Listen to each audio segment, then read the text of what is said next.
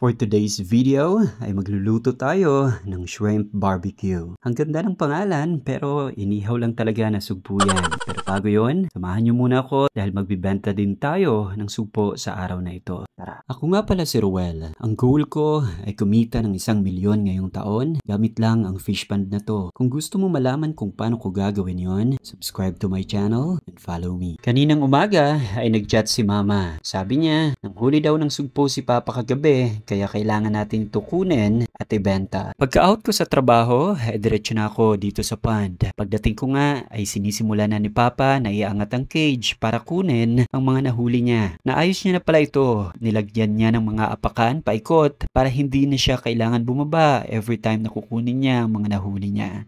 Sa pagkakataong ito ay tumulong na ako. Inangat na namin ang lambat hanggang maipon namin ang mga sugpo sa isang sulok, saka namin ginamit itong sulok.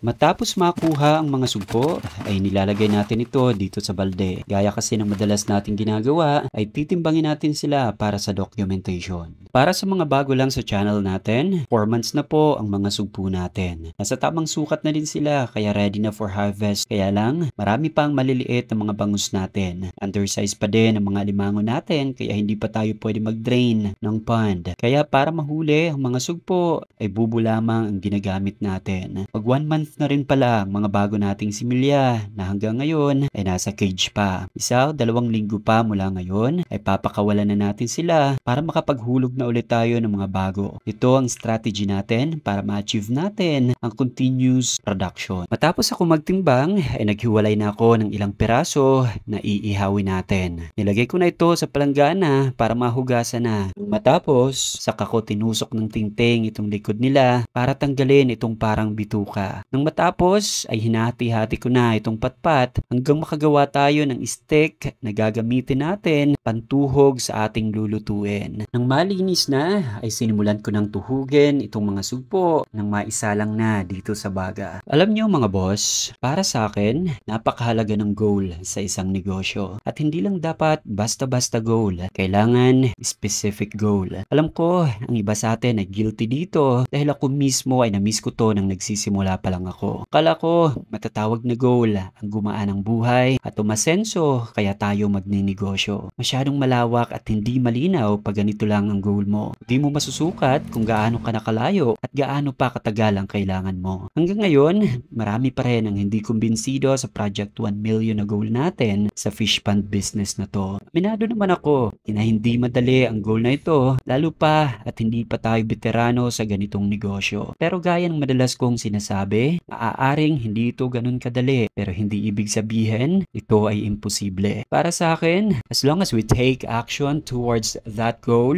ay hindi tayo malulugi. O siya, mukhang ang dami ko na naman sinasabi. Luto na itong shrimp barbecue natin. Nakahanda na din itong masarap na sausawan. Kaya oras na para ito ay ating tikman. Hanggang dito muna mga boss. Salamat sa pagsama and see you on my next video. You're the boss.